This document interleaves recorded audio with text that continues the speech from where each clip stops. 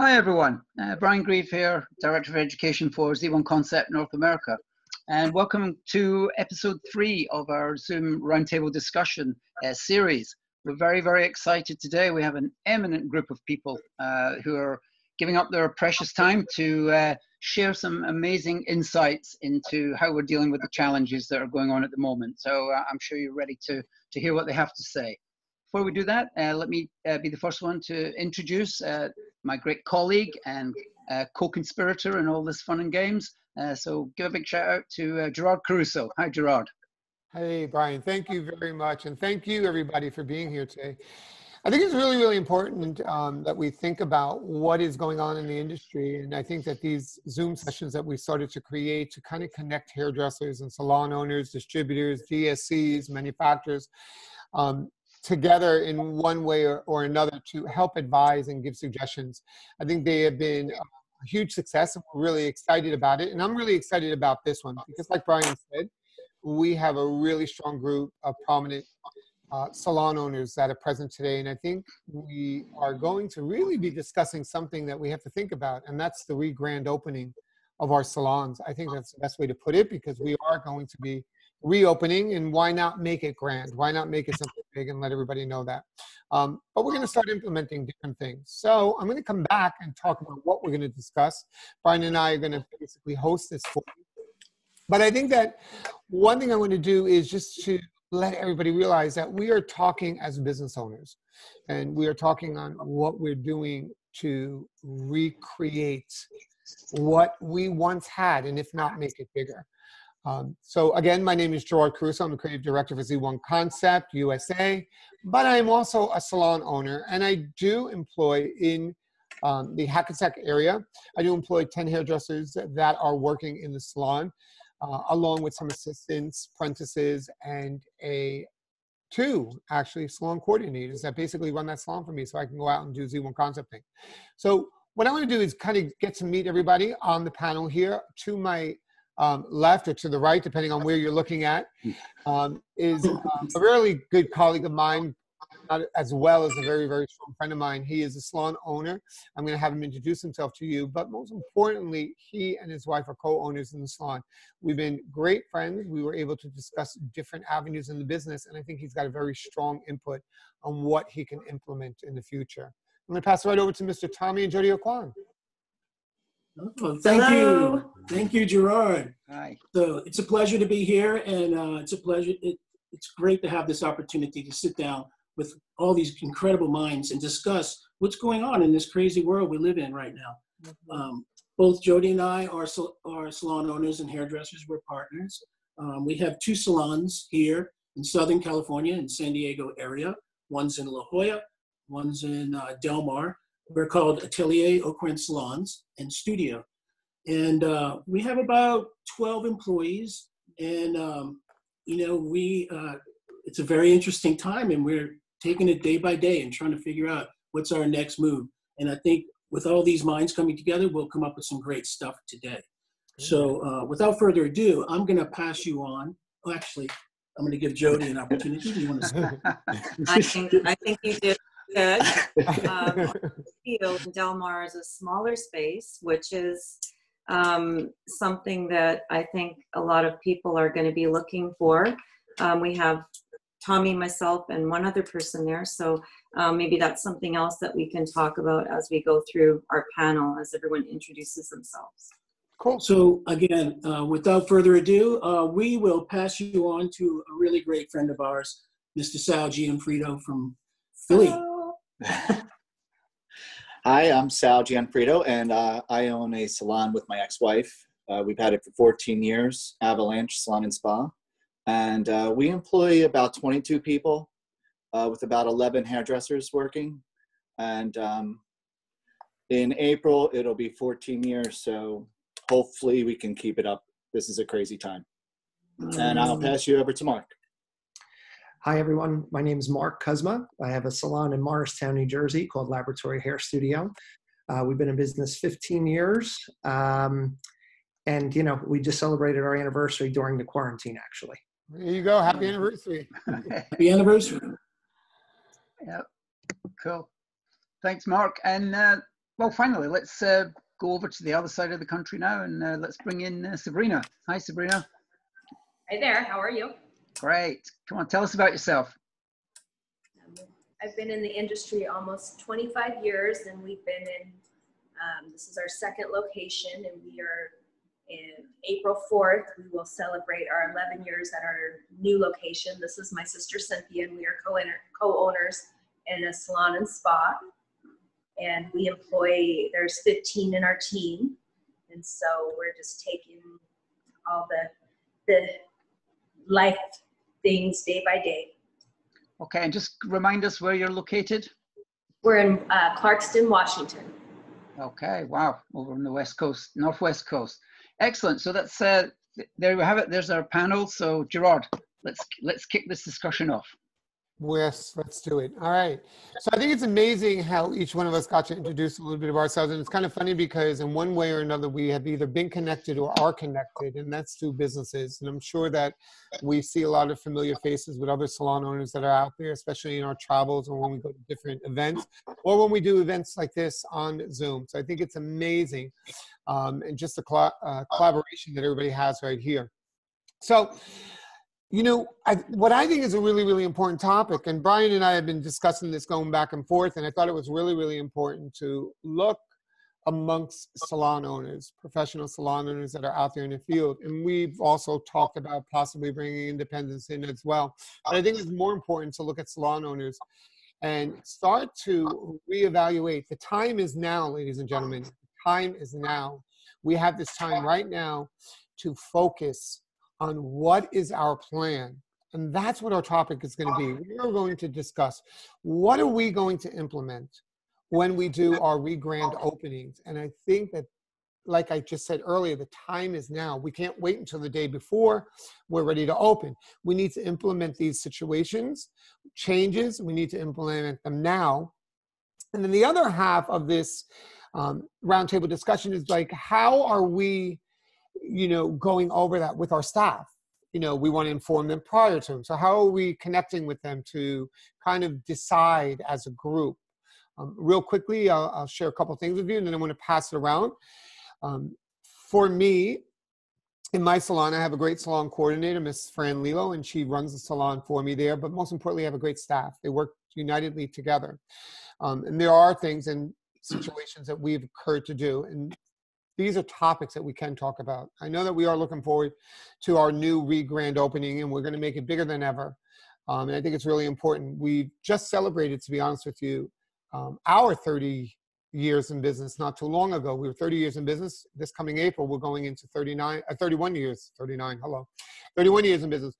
But what are we going to do now when we reopen the salon? Well, a couple of things. We are looking on a rescheduling format, basically rescheduling our staff, you know, to spread the staff out so that everybody's not in at the same time.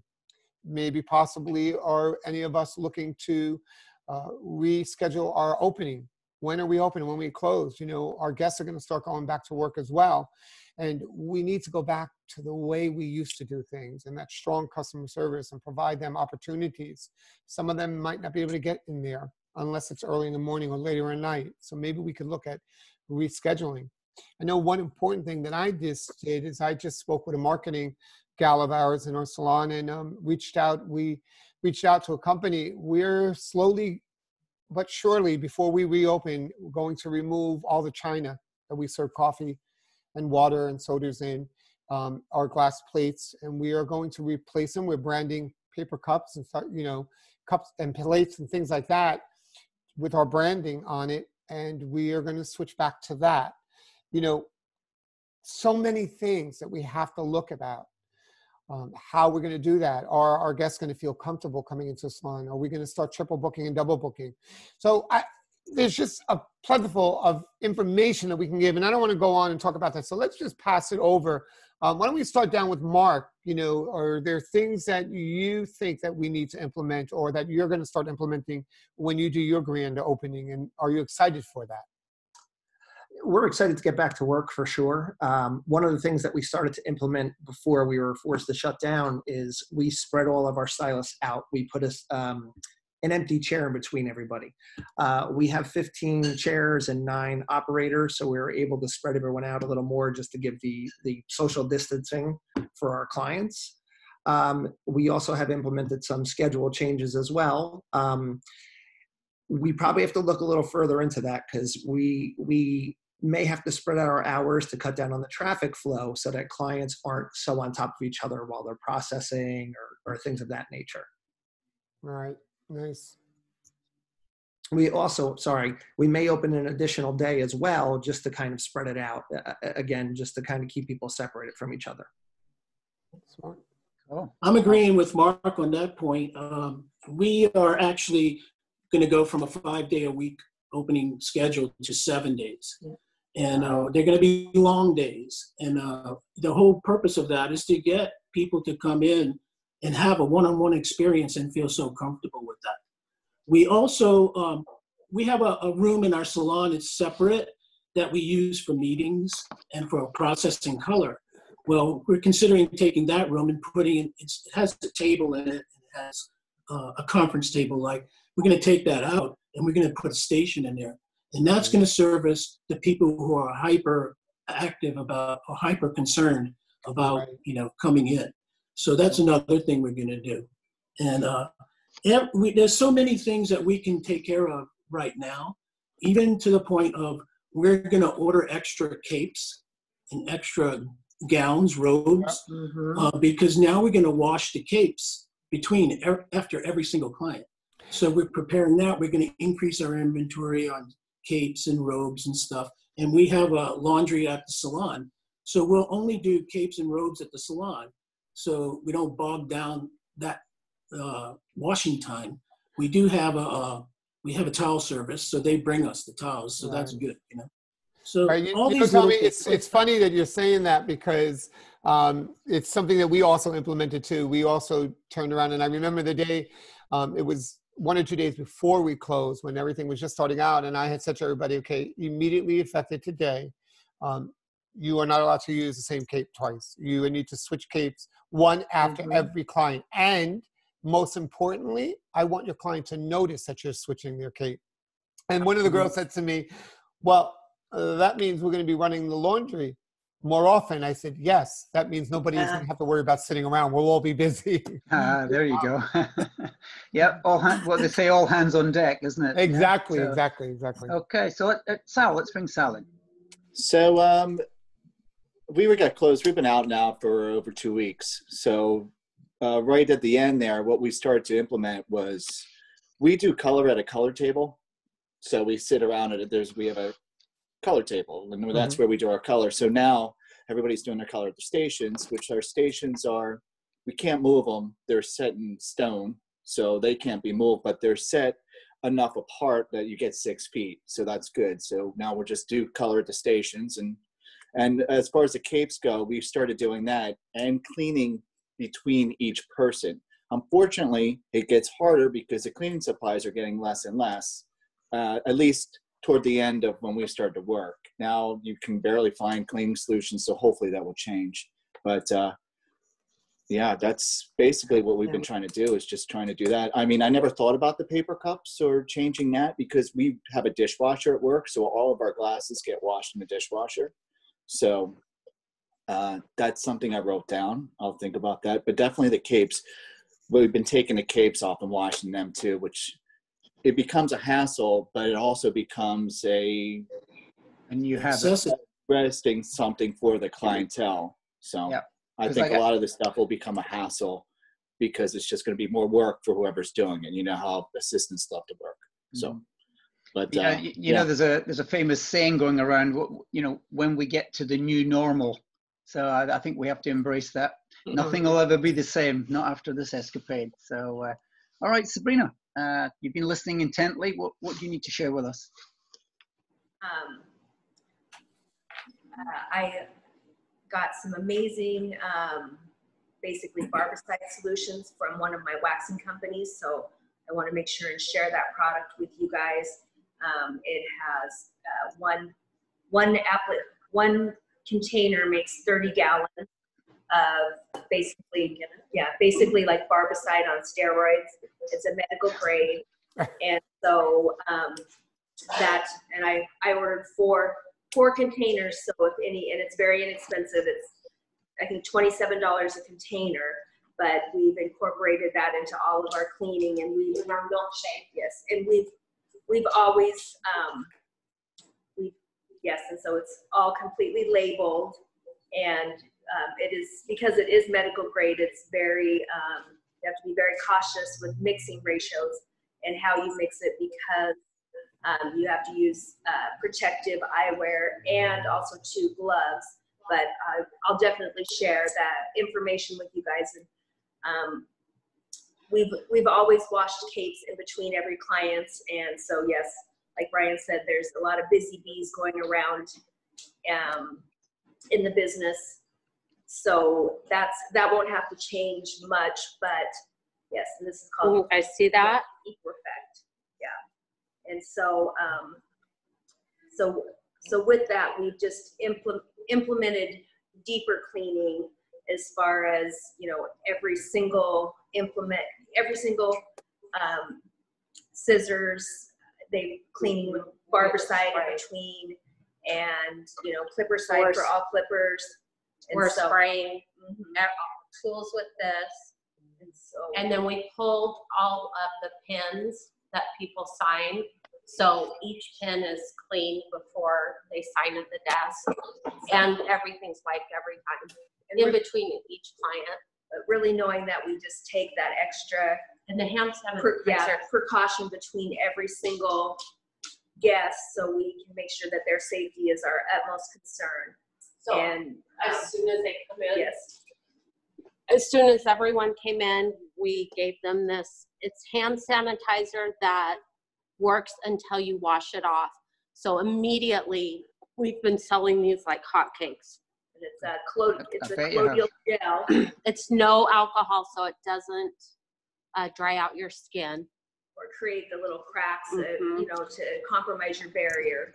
And so I think it's important for us to all realize, you know, we as salon owners are all taking and implementing several different situations or occurrences that we need to do to go through our grand opening. And I think that we need to do it in a format and in a way that we don't either offend or make anybody more anxious or nervous.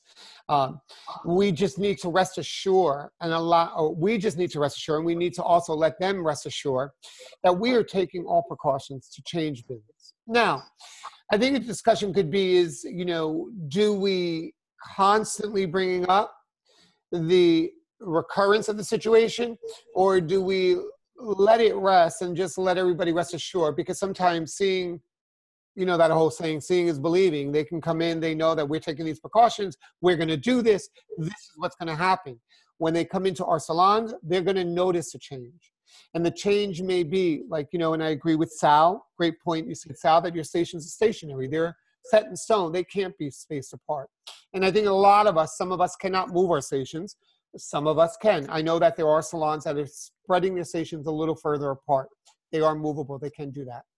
But I think it's most important to, you know, quickly, if we can go through this quickly, touch on those topics that we talked about. I know Mark said, number one, he's going to look into rescheduling of his stylist. And again, both Mark and Tommy had talked about, you know, changing opening hours, possibly opening up a day more, right? Everybody said that. I think I heard that. Yeah. Or stretching the hours. And I really want to touch on that because I think it was important. Somebody did mention this to me off camera, that, you know, we have to look at our business differently today. And just like we're going to go back and do a grand reopening, our guests, for the most part, are going to start going back to work. And they're going to have to be able to get their services done, but the timing might be off. So has anybody thought about possibly opening up slightly earlier or closing slightly later? You know, I remember back in the day, we used to open up at 8 a.m. and close at 10 p.m. And now it started to get shrink. And it went from 9 to 8 and 10 to 7. And, you know, now we're like a lot of people going 9 to 5. So has anybody thought about opening up earlier or closing later? Good question. Yes. Tommy, Yes, tell us. answer that. Yes, we are going to do that. And we have to do that because of the number of stylists we have to give them ample opportunity to make money. And also, if we have to give them the opportunity to work early shift, late shift, so that they can accommodate their clients in the way that their clients need to be accommodated, you know? So, yeah, maybe it was taboo at one time for somebody to work on Sunday. I don't think that's taboo and going to be taboo anymore. I think Sunday might be an opportunity for someone to recreate their business. So that's what we're going to do. Oh, 7 days a week, maybe from 9 in the morning till 9, 10 at night. You know, I'm open to whatever those guys want to do. Yeah. You think, Jody? We might have to have hours like the grocery stores for elderly people. Maybe do a morning shift for them so they feel, you know, safe coming in. That's a good point, Jody. Yeah, sanitize the chairs after each client so they can actually see you. Maybe take 15 minutes to clean in between each person. We don't really know. It's all so uncertain on what to do. Yeah, I know for my salon, we're open 6 days. When we switched locations into our new location, we were open 7 days. Unfortunately, it was myself and my ex-wife that was bringing all the money in to support that. Now this is going to change because we're already open 10 to 9 every day except Friday and Saturday. So I'm sure 9 to 9 would be an option, or 9 to 10. But you know, this is, like you all said, this is undiscovered territory. We don't know really what's going on. We don't know how long we're going to be out. Here in Pennsylvania, they're talking about the hours are going to have to be staggered as far as when people go back to work. So we're definitely looking at split shifting, and you know, I'll have to take my cushy 3 days a week and I guess stretch them out to like 4. There you go. Mark, what about you? We're going to kind of have a rolling schedule where we have some early mornings and some late nights. It's kind of similar to what we were doing before the closure. And just as a reassurance to our clients, we also sent out a mass email and anything on our social media about how we had the salon sanitized from top to bottom, you know, in addition to what we already do, just to kind of relieve their fears of what we're doing moving forward. Yeah, right. Nice. Okay. Sabina, what are you thinking on this subject? Definitely thinking of hiring more people to accommodate the schedules, and I recently hired 2 new apprentices, and so really making the most valuable of them. Like you said, maybe implementing split shifts to accommodate, and we were already kind of outgrowing our space anyway, and so this was a topic before all of this happened. Good. Yeah, it seems to me that right across the board, the extending hours and splitting the shifts, I mean, that seems like the most proactive actions, if you like, at this given time. Like as Tom and Jody said, and Sal as well, it's uncharted territory. But I guess we're going to have to lay it down and then adjust it as we go, as time moves on, I guess. So, right. All right. So, Gerard, get us to that last subject that you had, and then I think that it's important for us to realize that, and I think that what we're trying to express to everybody is that the time is now. You know, the time is now for us to discuss what these changes are going to be. Totally in agreement with Tommy and Sal. We're in uncharted territories. There's certain things that we can't control, and that's that. We can't control the exact date that we're going to open because that could be mandated to us. But we can start implementing our changes now. And I think, you know, so here's the way that I was thinking about a couple of things. You know, real quickly, like I said, you know, we opted for the choice of removing the China. We're not serving coffee in China anymore. You know, we want to still give them that comforts and the amenities that they deserve, but we want them to feel comfortable about that. You know, you put them in the dishwasher, but we're going to stop doing that as well. Sanitizers on every station, so the clients can reach it themselves. There's a sanitizer there. We have sanitizations there for our combs, you know, with the Barbicide jar. It's not going to cost us any extra money to put a sanitizing station at the front desk and one on each of the stations. I know some of you guys mentioned about, sterilizing and cleaning your stations. Others mentioned how they're, changing the capes between every client. I think that our business is, when we go to do a grand reopening, are not going to be as we are going to. One thing that I loved, and I want to bring it back to Tommy for a second, and Jody, and Sal, one thing that I know that the both of them do, but one thing that I love that Tommy and Jody did in their second location, is very limited. And I think I remember one conversation that Tommy said, I want to get back to loving what I do. You know what I mean? I want to get back to loving what I do. And I thought that that was such a strong statement to say that, because yes, we all started off loving what we did. And then what started happening? We started being dictated by a lot of different avenues. Of course, about the simple facts that bills needed to get paid. So we got dictated by income. We got dictated by clients. So we started double booking and triple booking and putting people on top, that we were just going through the motions. And when Tommy made that statement about, I want to get back to loving what I do, and we created this salon, and Jody does hair extensions all day, and Tommy works on clients, and they're one-on-one. I'm giving away everything that I wanted Tommy to say, but I'm going to pass it back over to Tommy real quick and talk about that, because I thought, dude, you are so on target with that. And that's something that we all need to think about now when we open our business. Tommy. So Tommy, have you got anything left to say? Okay. So basically the way it went down was, we have a big salon in La Jolla, and that has a lot of employees and a lot of people going in and out and that sort of thing. And then we have a lot of clients that drive down to us from Los Angeles and from Orange County, which is 2-hour drives. And to get into La Jolla, it was another 45 minutes. So we wanted to open a private place to service those guys. But it turned out it was a great exercise in teaching me how much I love what I do. Because when I'm in the big salon, and we all know, we all have big salons, you're getting pulled back and forth, this decision, the toilet's broken, the electricity went out, everything happens, right?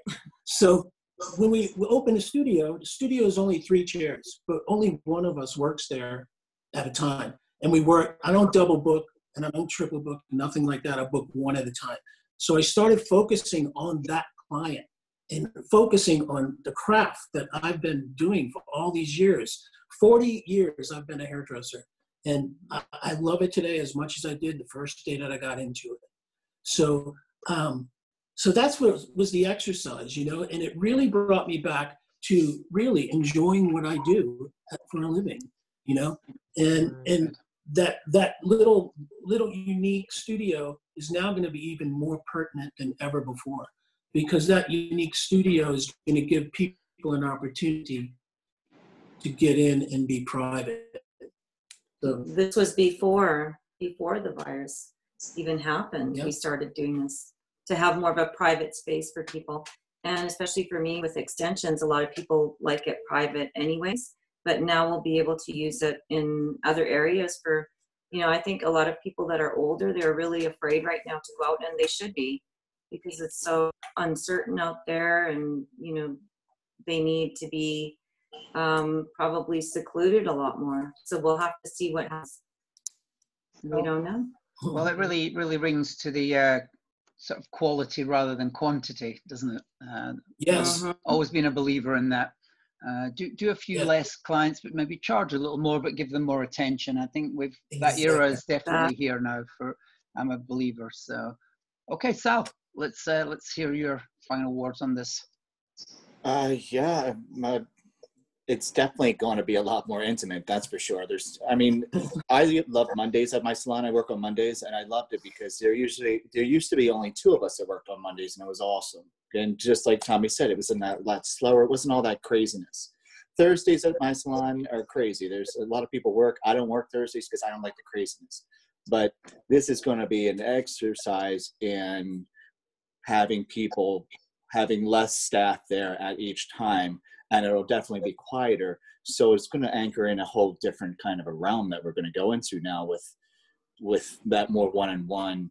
Because you work in the salon, you get burnt from just the day by day. But this will be kind of a little bit nicer, I think, because we'll be able to focus. And I still love doing hair. I'm not as old as Tommy. You know, I don't have 40 years, but love that. But he is love like that. my older brother. So he's trying to redeem himself now, Tommy. Well, at least he didn't say I was his dad. Yeah, there you go. My uncle. Uncle, there you go. So I'm interested to see how this is all going to play out, honestly. And, you know, it's ever moving, and who knows? I'm just riding the wave right now. There you go. Perfect. Great. Well said. Mark, your final words. You know, my wife is my business partner, comes from the corporate world and has a little different take on the salon business than I have. And she is definitely about the quality over quantity. And as you had said, Brian, you know, maybe charging a little bit more and cutting down on some of the volume. I think that's the avenue we're going to take. And, you know, I think clients will appreciate it because of less bodies in there, a little more social distancing. I think they'll be happy with that. There you go. Excellent. Well said. Okay, Sabina, over to you for the final words.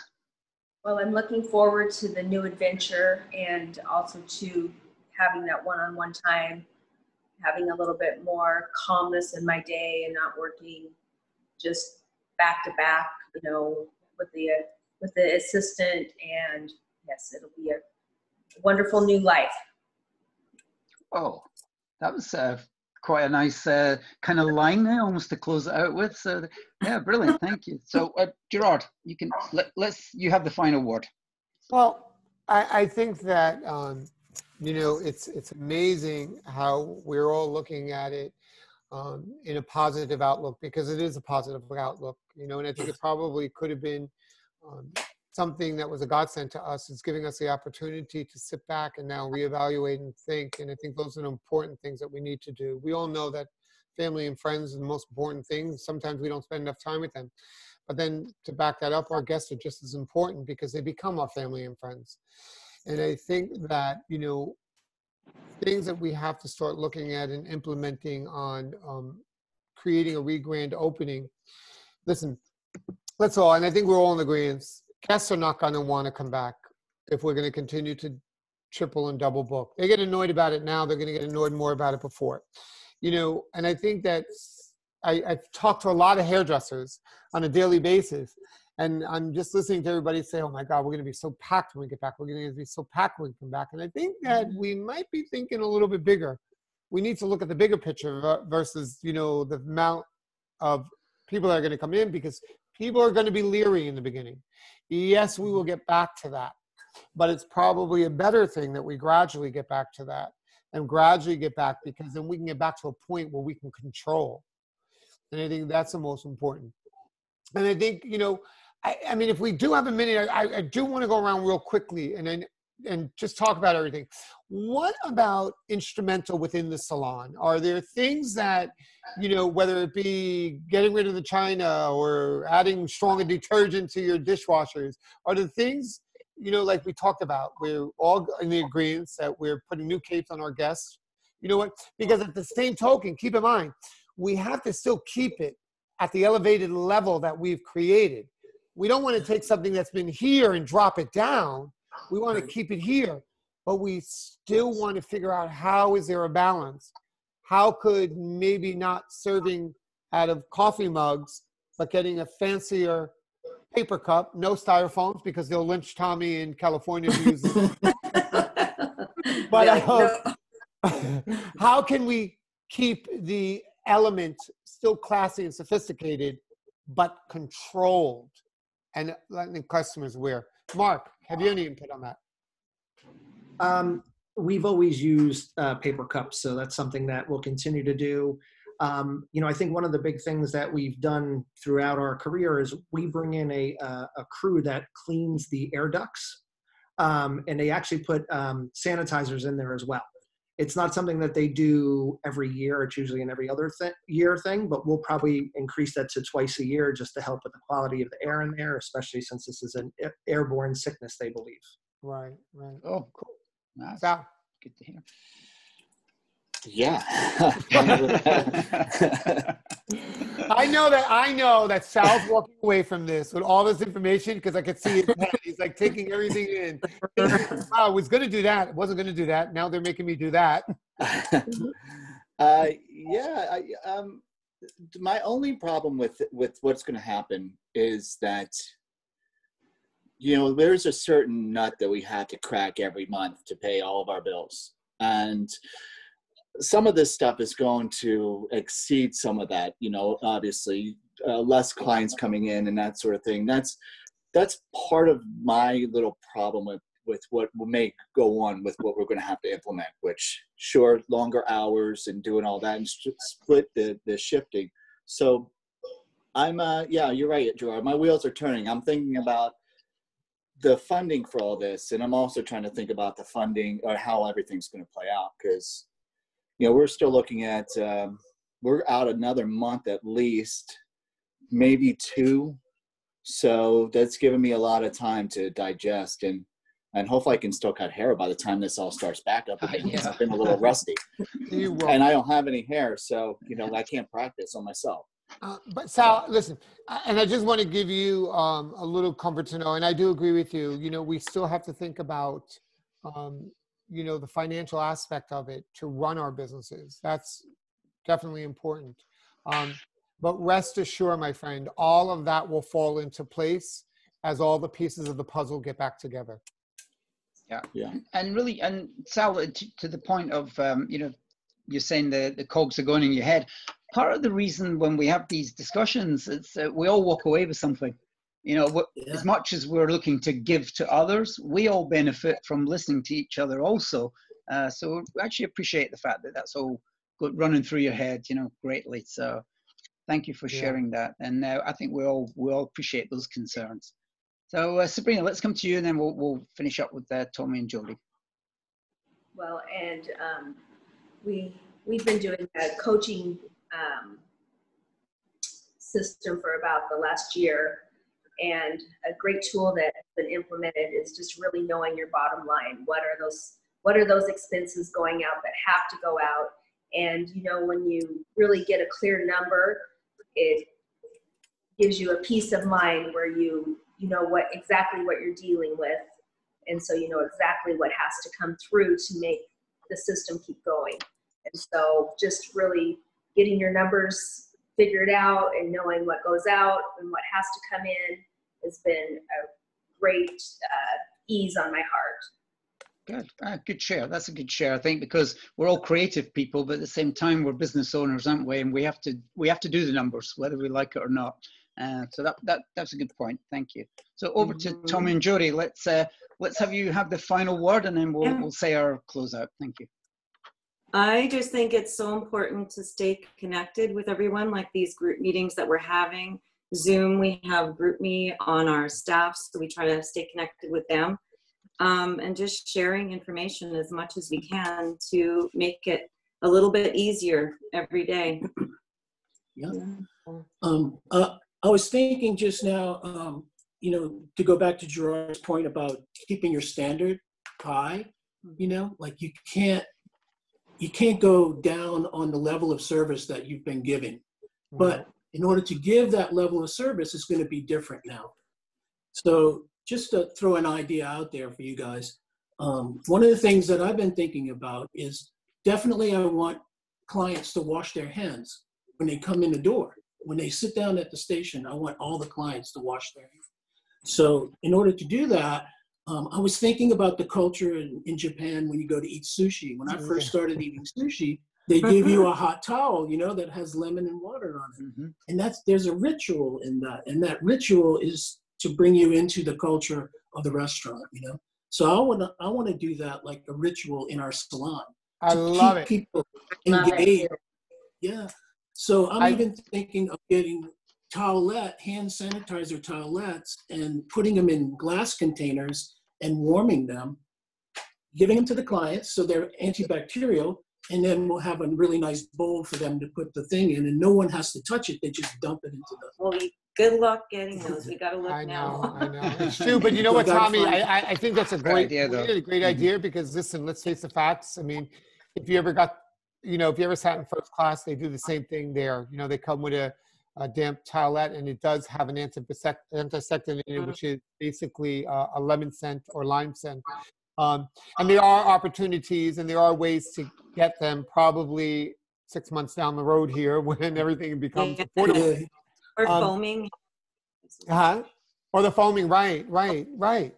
You know, or, you know, you go on with that bowl of water, like you said, Tommy, if you want to create that type of experience in your salon, you have that bowl of water, warm water, and you put something in their hands, you squirt in their hands, and they just rinse their hands with the water, like the Japanese do. I think that there's a lot, you know, and I don't know what about you, Brian, what do you think? But I think that there was a lot of cool information that was given out of what we all stand for and what we all believe in. And I think, you know, some important things that I just want to kind of close out with is basically saying, again, keep your standards high. Don't lower your standards because we're afraid.